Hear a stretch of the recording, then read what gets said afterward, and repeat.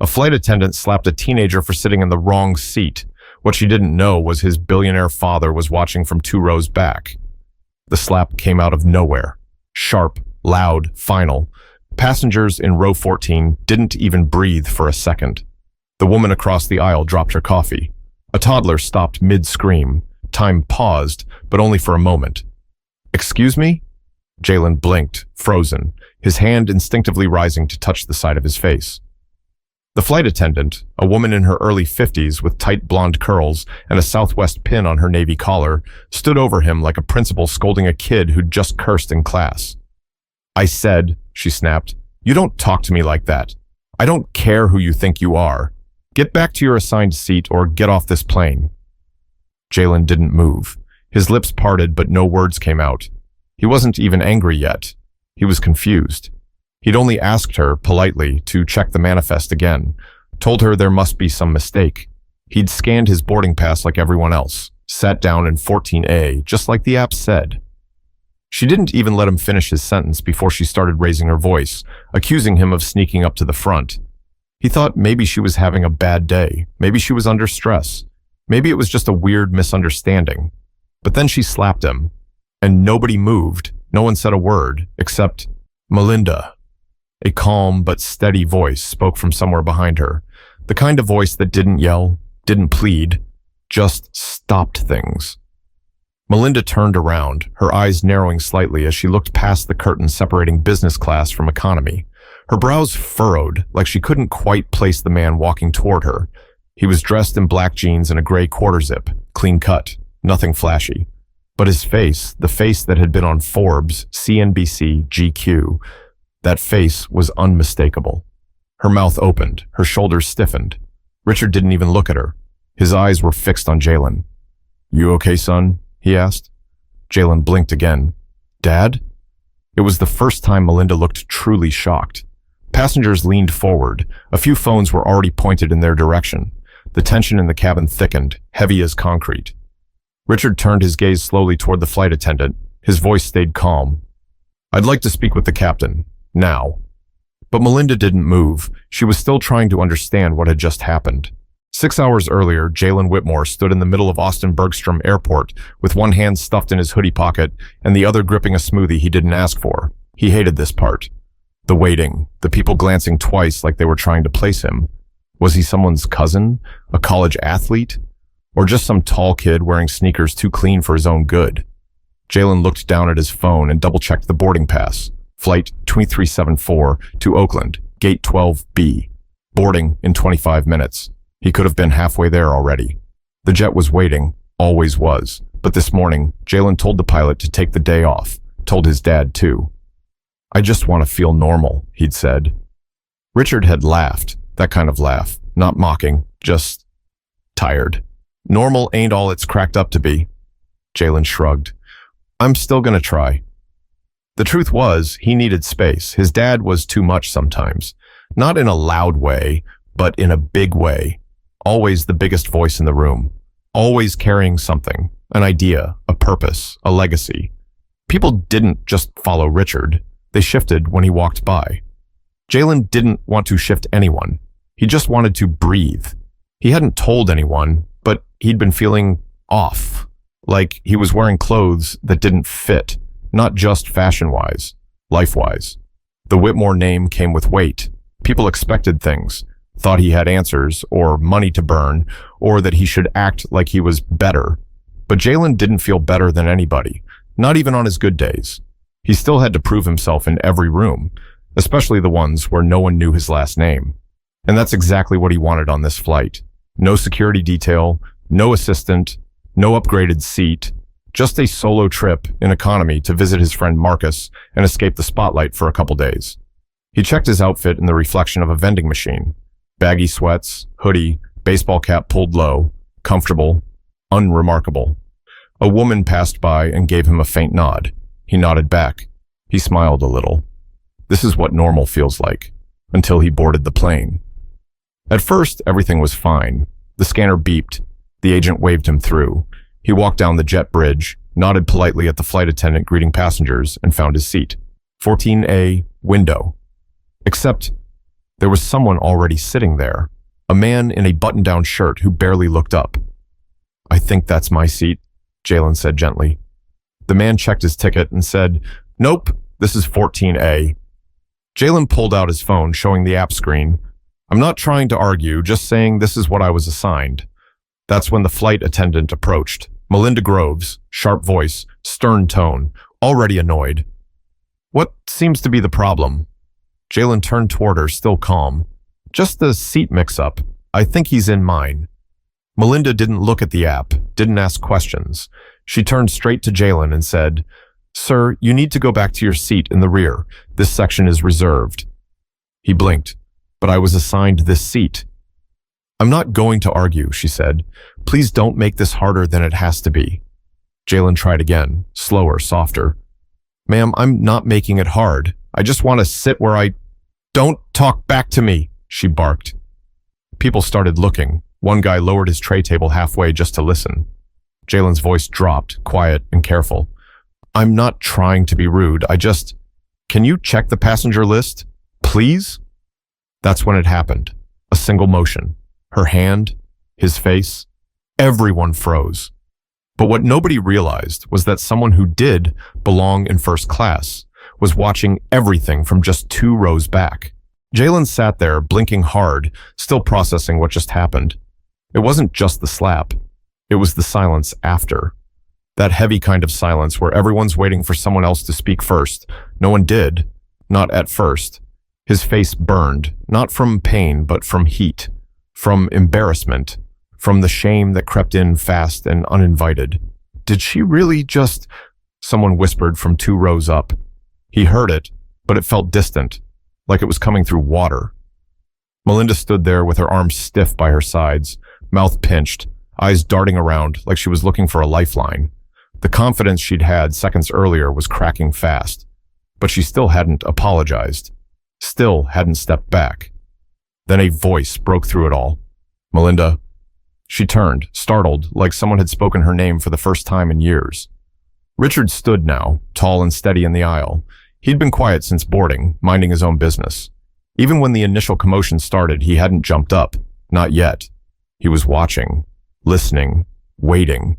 But the moment that hand flew and hit his son's face, that was it. Jaylen looked up, shocked. "Dad?" Richard didn't speak to him, not yet. He looked straight at Melinda, calm, unreadable. "I need you to get the captain, now." Melinda's mouth opened, but no sound came out. Richard stepped forward, slow and deliberate. "I saw everything. So did they," he said, nodding subtly at the rows around them. "So let's not pretend this didn't happen." Passengers started recording. You could hear phones clicking on. Some were already live streaming. "Sir, if you could please take your seat," she tried. "You just slapped my son," Richard said evenly, "and you did it in front of 50 people. That's assault. Don't make this worse." A man near the emergency exit raised his voice. "We all saw it. You laid hands on him. He wasn't doing anything." Richard glanced at Jaylen finally, and there was something there, quiet fire, pride and anger fighting to sit still. "Son," he said, his voice gentler, "you okay?" Jaylen hesitated. "Yeah, I didn't expect—" "I know," Richard said. "You shouldn't have to." The captain appeared a minute later, pulled from the cockpit by a flight attendant who clearly hadn't been briefed yet. He looked between the 3 of them, the billionaire, the kid in sweats, the stunned attendant, and knew instantly this wasn't going to be a quiet flight. "Sir, I'm Captain Brooks. Can someone tell me what's going on here?" Richard turned to him calmly. "This woman assaulted my son after accusing him of stealing a seat he was assigned. You can verify that with your manifest. I suggest you do it quickly because I'm not the only one who saw it happen." Captain Brooks paused. "Is this true?" he asked Melinda. She stammered. "There was a misunderstanding and he got aggressive." "I didn't even stand up," Jaylen said flatly. "She didn't even check," added the man who'd been sitting in the wrong seat. "I didn't realize I was in the wrong row until I looked at my own stub. The kid was right." Melinda's mouth twitched. Her eyes were darting again, looking for someone, anyone, to pull her out of this. But there was no out. The captain cleared his throat. "I need to speak to both of you off the plane, sir." He nodded at Richard. We'll sort this out. Jaylen stood slowly, not because he was told to, but because it felt like the only thing to do. His legs felt heavy. As he walked down the aisle, people moved back. One man clapped him on the shoulder. Another gave Richard a knowing look. Some whispered, some stayed silent. One woman mouthed, "I'm sorry," as he passed by. Outside the plane, in the tunnel between jet bridge and cabin, it was just the three of them, Richard, Jaylen, and the captain. "I need your word," Richard said, looking at the captain, "that this will be addressed properly, not swept under a rug, not ignored." Captain Brooks nodded. "Understood." "She hit me," Jaylen said, quieter now, "and everyone saw it. But even if they hadn't, would anyone believe me?" He wasn't asking the captain. Richard looked at his son for a long moment. "I would," he said, but Jaylen wasn't looking for comfort. He was looking for answers to a question that's followed him since he was old enough to know what being underestimated feels like. Back inside the plane, the air still hadn't settled. People whispered behind their hands. Some shook their heads. Others stared at the front of the plane, like the curtain separating them from first class could actually block out the truth. It couldn't. Jaylen and Richard hadn't returned to their seats. The captain had requested they wait in the jet bridge lounge while he called ground support and filed a report. The plane wasn't moving until they did. In 14C, the man who had taken Jaylen's seat sat with his arms folded tight. He looked like he wanted to disappear. A few rows back, a woman pulled her child closer and said something under her breath. Melinda Groves hadn't moved from her jump seat in the front. Her hands rested in her lap, but her fingers wouldn't stop twitching. She'd messed up, bad. But what scared her most wasn't the slap. It was the moment she realized who Richard was. She'd seen him before, on the cover of Wired, on late-night interviews, on the panel that advised the FCC. The man who turned an algorithm into a billion-dollar security firm and then used part of that fortune to fund inner-city education programs, legal defense funds, and clean water tech in Mississippi. And she just slapped his son. Back on the ground, Jaylen sat in one of those plastic leather seats in the terminal hallway, eyes fixed on the floor. Richard stood next to him with his arms crossed, calm but heavy. Neither of them spoke for a while. Then Richard asked, "Why didn't you tell her who you were?" Jaylen didn't look up. "Because I wanted to see how far she'd go." Richard studied his son, quiet. "I wanted to see what it felt like," Jaylen said, "to be nobody. No label, no money. Just me." Richard nodded slowly. "And now you know." Jaylen's jaw clenched. "Yeah, now I know." A gate agent approached, careful and polite. "Mr. Witt, sir, the airline has removed Ms. Groves from the flight. You and your son are welcome to reboard, or we can arrange a private flight, no charge." Richard didn't answer right away. He looked at Jaylen. "You want to get back on?" Jaylen stood. His voice was firm. "I do, but I'm not sitting in the back." When they stepped back onto the plane, the mood shifted again. Heads turned, eyes followed. Nobody said anything loud, but everybody knew. Jaylen walked back to row 14, this time without flinching. The man in 14C stood up instantly and said, "I'm sorry, man. I didn't mean—" "It's cool," Jaylen said. "Let's just sit down." The two of them did, quietly. No fanfare, no speeches. 2 rows ahead, Richard took his original seat. Jaylen glanced forward once. Their eyes met. Richard gave him the smallest nod, not approval, not pride, respect. But even as the engines revved and the flight prepared for takeoff, Jaylen knew the turbulence ahead wouldn't be from the sky. By the time Flight 2374 landed in Oakland, the internet had already exploded. Someone had uploaded a shaky 2-minute clip to TikTok just before takeoff. It showed Melinda raising her voice, Jaylen speaking calmly, the slap, and then Richard Witt, no, Mr. Bennett, standing up and demanding the captain. The caption read, "Flight attendant hits kid overseat mix-up. Turns out he's the son of a billionaire." It hit 1 million views in under 2 hours. By the time Jaylen stepped off the plane, his phone had over 70 missed calls. Texts from people he hadn't heard from in years. His name was trending. Again. And this time, not for some magazine cover or charity event. This was different. They were back in a black SUV headed toward the hotel when Jaylen finally broke the silence. "So this is what it takes, huh?" he asked, not looking at his dad. Someone has to hit me on camera for people to finally listen? Richard looked out the window. People don't like quiet stories. They like fire. Jaylen shook his head. I don't want fire. I just wanted to sit in my seat. He wasn't mad anymore. Not exactly. He was tired. He felt like someone had dumped an ocean on his shoulders and told him to carry it around like a backpack. His father nodded slowly. I get that. I really do. You ever get tired of being the story? Jaylen asked. Richard exhaled. Every damn day. They rode in silence for a minute. Then Jaylen's phone buzzed again. This time, it was a voicemail from a reporter. He didn't even play it. The airline had already issued a public apology, said the flight attendant had been placed on indefinite suspension pending investigation. They called Jaylen personally, asked him what they could do, offered him whatever he wanted. He didn't want anything. He didn't want a settlement, didn't want an upgrade, didn't want some PR-crafted apology posted at midnight on a Saturday. He wanted people to stop assuming, stop deciding who he was before he even opened his mouth. And this wasn't just about him. It never was. Jaylen opened Twitter and watched the conversation unfold in real time. People arguing, some saying she should be fired, others saying she made a mistake, that he was probably being rude off camera, others defending him, shouting about double standards and power and silence. One post stood out. A teacher from Flagstaff wrote, "My student was accused of stealing lunch last week because he didn't have a name-brand backpack. He didn't cry. He just gave it back. It wasn't even his lunch. This story isn't rare. It's just visible now." Jaylen stared at it for a long time. He clicked repost.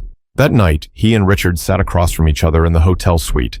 No cameras, no team, just them and 2 plates of takeout they barely touched. "You gonna do an interview?" Richard asked. Jaylen shrugged. "I don't know." "You don't owe them anything." "I know." Richard took a sip from his glass. "But if you do say something, make sure it's true." Jaylen leaned back, thought for a moment. "I think people should know what it feels like. To be looked at like you don't belong. To be judged before you even speak." "You're not just speaking for you," Richard said. "I know." But Jaylen also knew that speaking up would mean carrying more than just his truth. It meant carrying everybody else's too. 3 days later, Jaylen posted a video. No lights, no fancy camera, no backdrop. Just him, sitting on the edge of his bed in a plain white t-shirt, talking directly into his phone.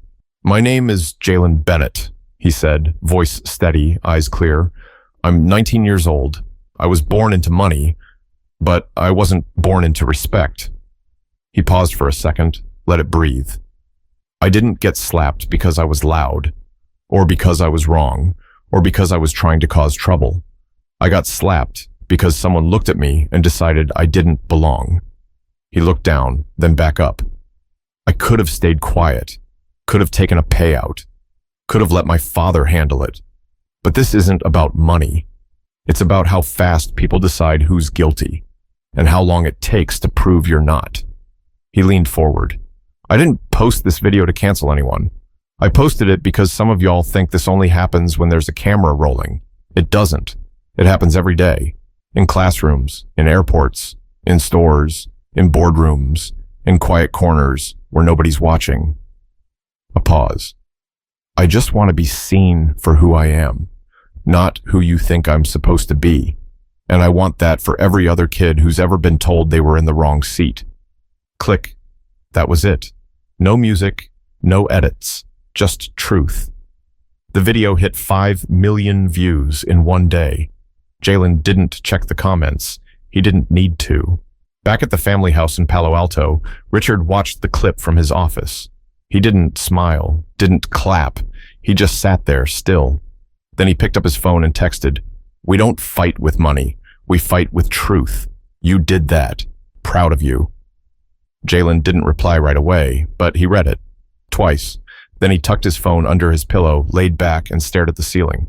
For the first time in a long time, he didn't feel small, or invisible, or trapped by someone else's assumptions. He just felt real. Because sometimes, the loudest fight isn't the one you start. It's the one you survive. If you've ever been judged before you had a chance to speak, this story is for you. Share it. Talk about it. Start the conversation where you are. Because silence is safe, but truth is powerful.